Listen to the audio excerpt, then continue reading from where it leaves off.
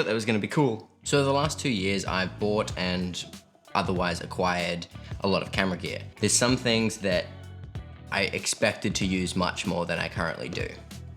Here's that list. So starting with the Atomos Ninja 5, sort of.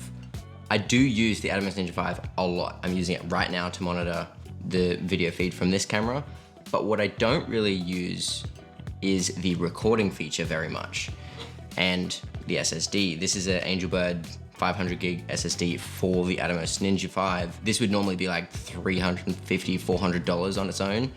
Now I got it in a bundle with the Atomos, and I mentioned that in my video about the Ninja, so I didn't actually buy this, but I don't use the recording feature on the Ninja all that much, and there's a few reasons why. I don't really have the storage capacity on my computer and hard drives and whatnot to record at much higher bit rates, like the All-I codec internally on the cameras, or in like the DNHR HQ or anything like that, or like ProRes RAW or anything like that. Like I don't have the capacity to do that. And I've also found that generally the XAVC-S codec in the camera internally, both in my FX30 and in my A7 IV, is fine to work with, and it's also really easy to just press the record button on the camera, especially when you have multiple record buttons like you do on the FX30. So I don't really record externally on the Ninja. I actually recorded on the Ninja for my last video, the FX30 review, and that worked totally fine. There's not really any issues with recording internally versus externally, I've found, so there's not much of a difference. The main thing is just it's easier to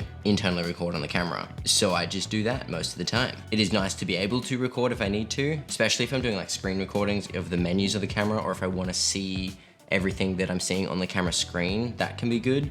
But otherwise, I just don't really use it. Maybe I should have just got a regular monitor, who knows? All right, next thing, and this is actually another thing that I did get in that bundle. This is my first gimbal, the Moza Air 2. I got it ridiculously cheap in this bundle, because this is like a $800 gimbal or something like that. And I think on top of the price of the Ninja, I paid like $350. So it was just sort of a no-brainer to get it. And I didn't have a gimbal at the time, so I got a gimbal. Now this is sort of like the standard bigger size of gimbal, be more equivalent to like a Ronin S3, except doesn't quite have the same features. This is a much older gimbal. So it's got a capacity of like 4-point-something kilos, and it works pretty decent. I made a whole video about why I prefer handheld over gimbals, so go watch that if you're interested, but I just don't use gimbals that much. It's a lot of setup, and I kind of just like shooting handheld more. So all that being said, I have another gimbal. This is the Moza Aircross S, and it is a much smaller sort of like social media sort of gimbal, like one that you would use with a phone or a small camera. And this actually got sent to me by Moza to make the review video that I made about it, where I compared these two gimbals. And again, I just don't really use this that much. One, because my cameras are kind of too big for it. Like I can get it to work, but it's not the easiest. All the same things apply with the other gimbal. I just don't shoot on gimbals that much. I don't need to. I prefer shooting handheld, and it's a lot of hassle to set up a gimbal when I could just chuck a handle on my camera rig. And it's more fun to me to build camera rigs anyway. But yeah, they're not bad products. I just don't use them because I don't use gimbals. One thing with the Air 2 though is it actually does come with a focus motor, at least the one I got does. So you can, just attach it to a rod that you can attach right on here, and then you can control focus or zoom or whichever ring you attach it to. And I've literally never used it, because like if I'm shooting on a gimbal, I'm most likely using autofocus anyway. But then again, I barely shoot on gimbals ever, so that doesn't really matter.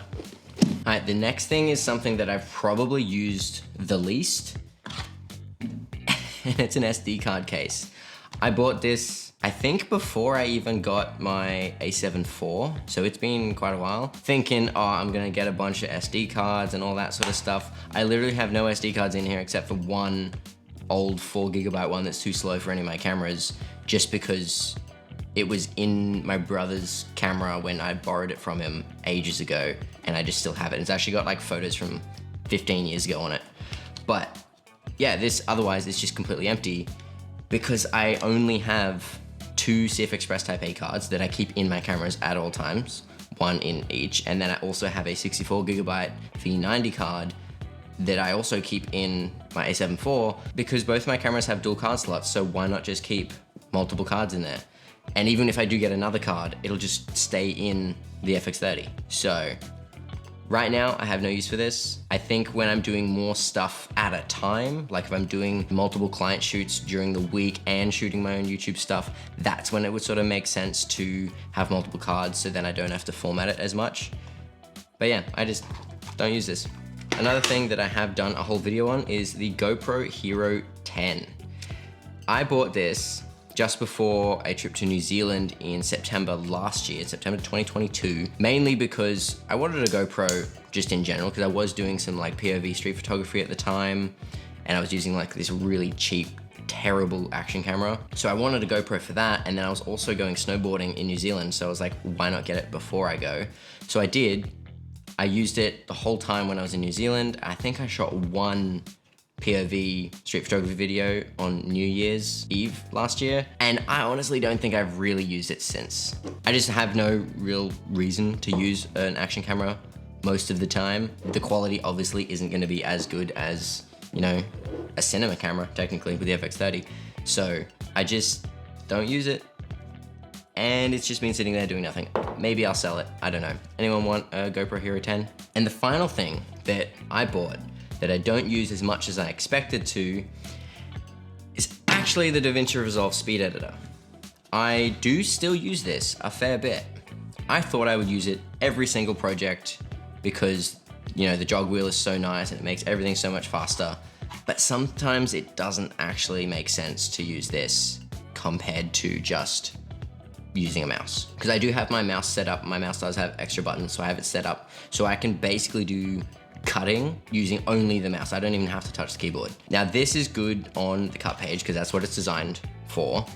And the wheel is really good. It's the best part of this. And again, this is really good for like cutting up a roll unless you have multiple cameras, because the process for like multicam stuff just doesn't seem as easy as, you know, putting both clips in the timeline, syncing them up, and then just like cutting it all together. That's currently what I do, but with this in the cut page, it just doesn't make as much sense than to do it in the edit page with a mouse. So if I have multiple cameras with audio, like I might have for this video, I'll probably just edit with the mouse and keyboard. If it's just a simple one video track, then I will use Speed Editor, because it does actually make things faster in that case. And I've also had like a couple small issues with it where there's just a little bit of lag switching between this and the mouse. So like if you have to use the mouse for something, then you go back to this and it just takes a few seconds to start working again. I did make a whole video about this and how to use it and what I think of it. It's like half an hour long. If you are interested, go watch that. It's actually one of my best performing videos for some reason. But yeah, I still do use this, just not quite as much as I thought. It is 100% worth it though, because with it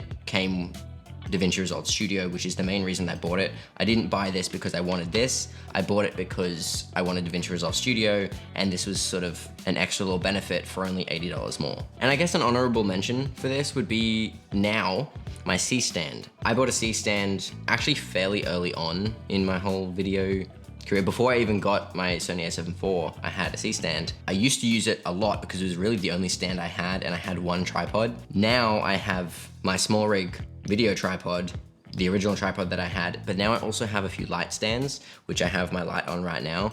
So it doesn't really make as much sense to use the C-stand because it's a little bit more cumbersome and it's just a little bit harder to move, even though it is on wheels. But like I have to get it through that whole way back there, and it's just a little bit harder to maneuver than just a simple light stand. So I do still use that, and it is very useful, especially doing like top-down shots and stuff like that. But now that I have light stands, I just use light stands for lights. So that's pretty much it for this one. Just a quick overview of the things that I thought I would use more than I really do. What do you think? Should I use some of this stuff more? Are you surprised by any of these? Let me know in the comments. Subscribe if you haven't already. Do all the other things, and I'll see you next time. Okay, bye.